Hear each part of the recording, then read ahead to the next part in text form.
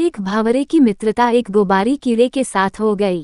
कीड़े ने भावरे से कहा, टिल्डा भाई, तुम मेरे सबसे अच्छे मित्र हो, इसलिए मेरे यहाँ भोजन पर आओ।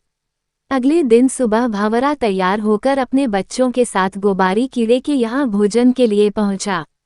कीड़ा उनको देखकर बहुत खुश हुआ और सबका आदर करके भोजन परोसा।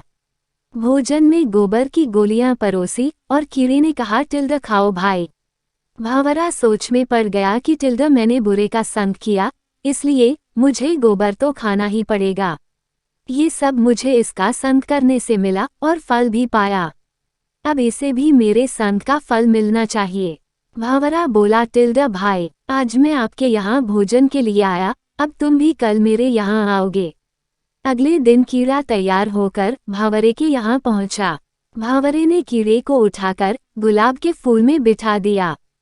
कीड़े ने फूलों का रस पिया, फिर अपने मित्र का धन्यवाद किया और कहा, टिल्डा मित्र, तुम तो बहुत अच्छी जगह रहते हो और अच्छा खाते हो। इसके बाद कीड़े ने सोचा, टिल्डा क्यों न अब मैं यहीं रह जाऊं, और ये सोचकर कीड़ा फूल में ही बैठा रहा। तभी वहां पास के मंदिर का पुजारी आया, फूल तोड़ कर ले गया और चढ़ा दिया बिहारी जी और राधा जी के चरणों में। कीड़े को भगवान के दर्शन भी हुए और उनके चरणों में बैठने का सौभाग्य भी। इसके बाद संध्या में पुजारी ने सारे फूल इकट्ठा किए और गंगा जी में छोड़ दिए।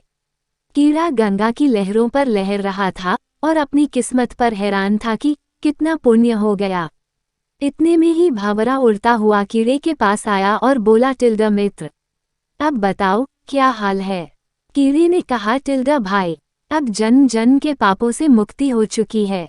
जहाँ गंगा जी में मरने के बाद अस्थियों को छोड़ा जाता है, वहाँ मैं जिंदा ही आ गया हूँ। ये सब मुझे तेरी मित्रता और अच्छी संगत का ही फल मिला है।